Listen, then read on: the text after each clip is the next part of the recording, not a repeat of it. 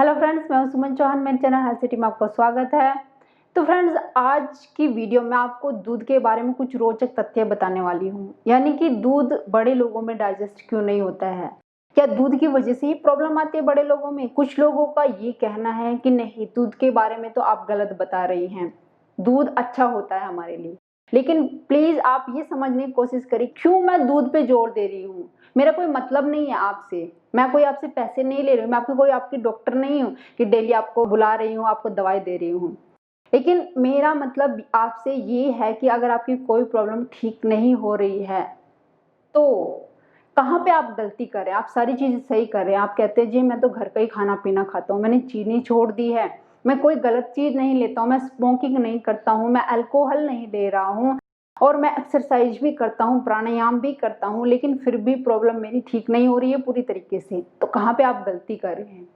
तो उसको आपको किस तरीके से मानना चाहिए, मतलब क्या इसके पीछे लॉजिक है, किस तरीके से मतलब आप इसको समझेंगे। आज मैं पूरी कोशिश कर रही हूँ इस वीडियो में आपको समझाने के लिए। तो फ्रेंड्स देखिए, जैसे एक बच्चा पैदा होता है माँ के अंदर, तो तभी उसकी माँ के अंदर दूध आता है। ये प्रोसेस कहाँ से आता है, ये नेचुरल प्रोसेस है, हमारे या आपके हाथ में बिल्कुल नहीं है। गाय या भैंस में, सब में देख लीजिए, जानवरों में जो भी बच्चे जिनके दूध पीते हैं, बच्चे का पहला भोजन क्या होता है, उसकी माँ का दूध। क्योंकि बच्चे के दांत नहीं होते, कुछ नहीं होते, बच्चे को खाना नहीं आता है, तो भगवान ने जैसे सृष्टि की रचना की है, सभी जीव जंतु की रचना की है, तो वो हमारी समझ से तो बाहर है। तो भगवान ने इसी तरीके से दूध भी बनाया, उसकी माँ का दूध बनाया है कि भाई अगर बच्चा जब पैदा होता है, उसके दांत नहीं होते, उसे कुछ पता नहीं होता, ना उससे खाना आता ना पीना आता है, क्या उसको खिलाएंगे। शुरू में जब वो बिल्कुल नया होता है, एक तरीके से नई बॉडी होता है, नया शरीर होता है, तो उसको स्टार्ट करना होता है उसके फंक्शन को। तो किस तरीके से स्टार्ट करेंगे, पहले जब भी आप कोई चीज लेके आते हैं घर में, नई चीज लेके आते हैं, तो उसको धीरे धीरे से स्टार्ट करते हैं, धीरे धीरे चलाना शुरू करते हैं, हल्की हल्की चीजें करते हैं, एकदम से उसके ऊपर भारी काम नहीं करते हैं। तो हल्का हल्का धीरे धीरे से स्टार्ट करते हैं और धीरे धीरे से काम शुरू करते हैं। अपनी कोई भी आप चीज नहीं लेके आए, तो एक नन्ना मुन्ना हमारी गोद में आता है, तो भगवान ने उसके लिए उसकी माँ के अंदर दूध डाल देते हैं और वो उसी टाइम पे आता है जब बच्चा पैदा हो जाता है। अब बच्चे के अंदर उसकी बॉडी में एक पाचक रस होता है जिसको रेनिन बोलते हैं, वो पाचक रस रिलीज होता है बच्चे के अंदर। तो जब बच्चा छोटा होता है तो उसके अंदर वो पाचक रस ज्यादा मात्रा में रिलीज होता है, जिससे क्या होता है, जब अपनी माँ का दूध पीता है तो अंदर जाते ही फट जाता है और वो हजम हो जाता है उसकी माँ का दूध, अपनी माँ का दूध। तो धीरे धीरे जब बच्चा बड़ा होता है, बच्चे के दांत आने शुरू हो जाते हैं, तो ये जो रेनिन पाचक रस होता है इसकी मात्रा कम होने लगती है, जैसे जैसे वो रोटी खाने लगता है और चीजें खाने लगता है। तो ये भी भगवान ने प्रोसेस रखा है कि अगर दूध नहीं पी रहा है और चीजें खाने पीने लग जाता है, तो जो पाचक रस है जिसकी जरूरत अब नहीं है, तो वो धीरे धीरे करके ऑटोमेटिक कम होने लग जाता है। कम होते होते वो, जब आप बड़े हो जाते हो, तो वो इतना कम हो जाता है कि ना के बराबर हो जाता है। अब जैसे कुछ लोगों को आपने सुना होगा, कुछ लोग बोलते हैं कि दूध से मुझे एलर्जी है, दूध पीता हूँ तो एकदम अफारा आ जाता है, गैस बन जाती है, किसी को उल्टी हो जाती है।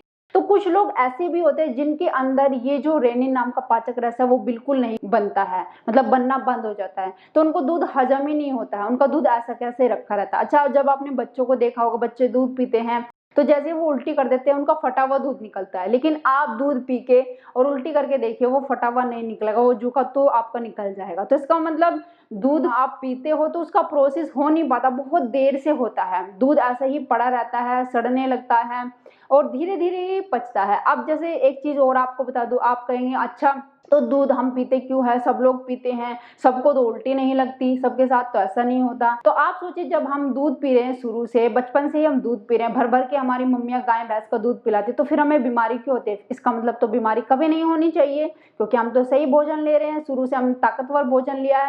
ऐसे ही फ्रेंड्स, जैसे कुछ लोग मांस मछली खाते हैं, कुछ लोग सांप भी खा जाते हैं, पता नहीं तरह तरह के जीव खा जाते हैं, तो उनके अंदर एकदम से बीमारियां थोड़ी पैदा होती है। अपना वो भोजन बना लेते हैं, उनको खाते रहते हैं, लेकिन बीमारियां तो बाद में जाके आती है, क्योंकि वो हमारा भोजन नहीं है।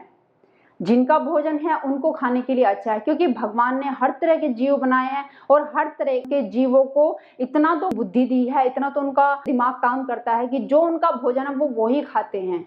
दूसरे भोजन पे वो लपकते नहीं है। कितने जीव जंतु होते हैं, लेकिन हमारा भोजन क्या बनाया भगवान ने? हमारा भोजन बनाया है कि इंसान को इतनी मेहनत ना करनी पड़े। अगर किसी इंसान के पास कोई दूसरा इंसान नहीं है, उसकी पत्नी नहीं है, उसकी माँ नहीं है, कि कोई भोजन बनाने वाले नहीं, तो वो भी अपना गुजारा कर सके। इतनी फल दी, इतनी सब्जी दी है, तो उनको खा के हम आराम से अपना गुजारा कर सकते हैं। ये तरीका भगवान ने रखा है। लेकिन अब आप सोचिए, एक चीज आपको और बता देना चाहती हूँ, जैसे गाय बच्चा देती है तो वो क्या करते हैं, उसके आगे अच्छे अच्छे हरी घास डालते हैं। क्यों डालते हैं? कि ये दूध ज्यादा दे सके, हरी हरी घास डालते हैं। तो ऐसा क्या है कि गाय के अंदर तो प्रोसेस डाल दिए कि ये दूध देगी, और भगवान ने जो इंसान है उसको कुछ नहीं दिया। हमारे अंदर भी ऐसा सब कुछ मौजूद है जो हमारी बॉडी के लिए जरूरी होता है। अगर हम अच्छा खाना खाते हैं तो सब कुछ बॉडी के अंदर ही बनता है। अब आपको एक चीज और बता दूं, जैसे भैंस का जो मेल होता है, अब उसको बड़े होकर कोई दूध नहीं पिलाया जाता। अब वो इतना काम करता है, इतना वेट बियरिंग काम होता है, इतना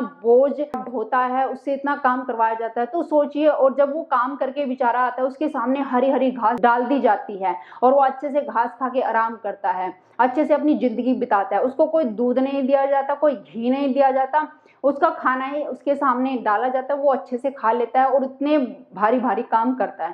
तो आप सोचिए, जो उसके अंदर बनना है, जो उसकी जरूरत है, पोषक तत्वों की जरूरत है, तो बॉडी किससे बनाती है? उसके खाने से ही बनाती है। तो इसलिए फ्रेंड्स, आपको भी समझना चाहिए, जो आप खाना खाएंगे, जो प्रकृति ने आपको भोजन दिया है, उससे ही सब चीजें आपकी बॉडी के अंदर अपने आप ही बन जाती हैं। आपको ये कहने की जरूरत नहीं कि नहीं, हम जानवरों का दूध पी लेंगे तो कैल्शियम मिल जाएगा, जानवरों का दूध छोड़ देंगे तो कैल्शियम नहीं मिलेगा। ऐसा कुछ प्रकृति ने अरेंजमेंट नहीं किया कि अगर आपके पास जानवर नहीं, आप दूध नहीं पिएंगे तो आपकी बॉडी के अंदर कैल्शियम नहीं होगा। ऐसा जो प्रकृति ने भोजन दिया, सब में कैल्शियम है, सारे पोषक तत्व मौजूद हैं। लेकिन हम क्या करते हैं? जानवरों के दूध के पीछे पड़े रहते हैं, चाहे हमें हजम हो रहा है चाहे नहीं हो रहा है। तो ये बात तो सोचने वाली है फ्रेंड्स, जरूर इस पे विचार कीजिए। और फिर अगर आपकी कोई भी दिक्कत परेशानी हो रही है तो अपना दूध छोड़ के देखिए, कुछ दिनों के लिए छोड़ के देखिए, तभी आपको समझ आएगा कि मैं क्या सच कह रही हूँ, क्या मैं झूठ कह रही हूँ। और इसमें मेरा कोई स्वार्थ नहीं है कि आपको ये वीडियो बना रही हूँ, इसमें मेरा कोई स्वार्थ छुपा है। मेरा कोई स्वार्थ नहीं छुपा है, बस आपको सही जानकारी देनी जरूरी है,